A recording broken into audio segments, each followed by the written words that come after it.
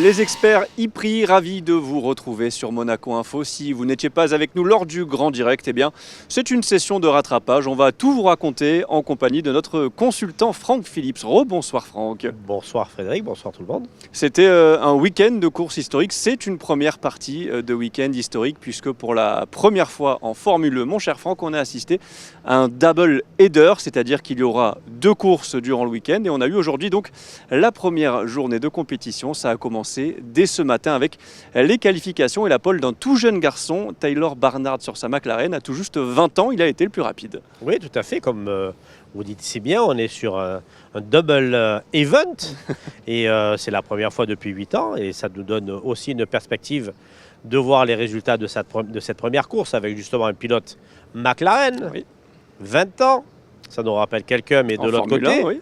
En Formule 1 et à partir de ce moment-là, on verra demain comment va être gérée justement cette double course, entre guillemets, cette double journée, et voir un petit peu comment ça va se passer. Alors pour cette première journée de course, on a donc eu une victoire d'Oliver Rowland, le leader du championnat sur sa Nissan, qui a profité justement de la stratégie de course parfaite de son écurie. Alors oui, sacrée stratégie, on en parlait tout à l'heure pendant le direct. C'est vrai que pour la Formule 1, la stratégie est beaucoup plus importante, même que la F1 parce que il y a plein de facteurs qui rentrent en jeu dans la course. On a donc le mode attaque. Là, cette année, on a eu une première pour Monaco qui est une espèce de refueling. En fait, c'est un pit stop avec une recharge de batterie de 30 secondes. Donc oui, ça a été intéressant à voir justement la bataille dans le peloton qu'il y a eu, les premiers qui ont bien géré, d'autres un petit peu moins bien. Et ça a été assez intense à partir du tour numéro 15-16 hein, sur les 29 qu'on a eu. Donc c'est vrai que c'était pas mal, belle expérience. Avec donc Oliver Rowland qui est sorti donc à un moment à la 4e position et qui a utilisé en dernier son deuxième mode attaque. On le rappelle, il faut obligatoirement en utiliser 2 pendant la course, soit 6 puis 2 minutes, soit 2 x 4, soit 2 et 6.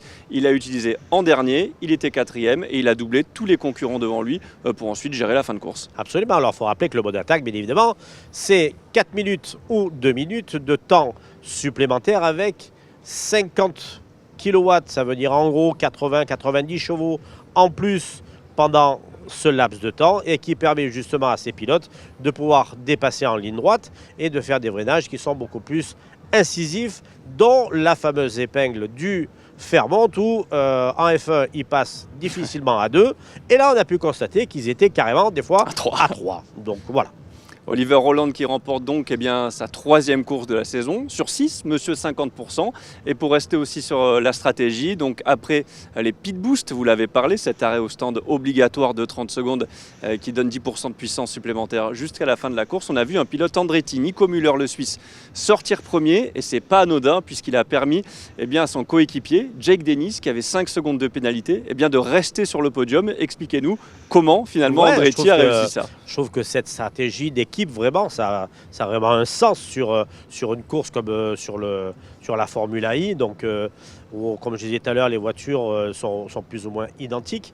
Et justement, cette stratégie d'équipe a permis d'absorber la pénalité qu'avait pris Dennis de 5 secondes pour, on va dire, un unsafe release. Alors, c'est ressortir du pit stop sans faire attention et prendre garde aux concurrents qui arrivent. Donc, il se prend 5 secondes. Andretti a super bien managé justement cette pénalité parce qu'il finit quand même grâce à ça 3e. Exactement. Donc il absorbe ces 5 secondes. Donc ça va peut-être nous donner des idées pour 2026 parce que il débarque en F1. Donc voilà, attention l'année prochaine. Et c'est donc une superbe opération, Franck, ce week-end pour Oliver Rowland qui était déjà leader du championnat et qui compte désormais 34 points d'avance sur l'Allemand Pascal Wehrlein et 40 sur Antonio Félix da Costa, le Portugais, et qui a abandonné à la Rascasse. C'est lui pour l'instant le grand perdant de cette première manche ici en Principauté. Oui, tout à fait. Et puis cet accrochage, de toute manière, jamais ça aurait pu passer parce qu'il était à 3. Et quand on connaît un petit peu les rues de la Principauté et cet endroit-là, à 3, c'était prétentieux de pouvoir dépasser à l'intérieur. Et un petit mot également, côté déception sur nos Français, Jean-Éric Vergne 12e, Norman Nato 14e, et puis Plus globalement, les pilotes d'expérience ont été en difficulté aujourd'hui. Sébastien Buemi 19e, Mitch Evans, vainqueur l'an dernier, 20e. C'est vrai qu'on ne s'attendait pas à les voir autant à la peine sur cette première manche ce samedi. Ouais, c'est vrai. Et puis surtout que depuis 8 ans, on va dire, c'est les seniors de la Formule I. Et puis aujourd'hui, je sais pas, ça n'a pas marché du tout. Et bon, ça veut dire qu'aussi les petits jeunes devant, mais ils ont les dents un petit peu plus longues. Et c'est bon pour le spectacle et ça va être bon pour demain. Exactement, on a hâte de voir ce que ça va donner donc demain sur la deuxième course de ce double header. Ce sera la 7e manche du championnat de Formula I et donc le 9e e-prix ici en Principauté. Franck, merci beaucoup d'avoir été avec nous pour ce débrief. Bonsoir Frédéric, bonsoir à tous. Et on se retrouve donc demain, même heure, 19h30 sur Monaco Info pour un nouvel épisode des Experts e-prix.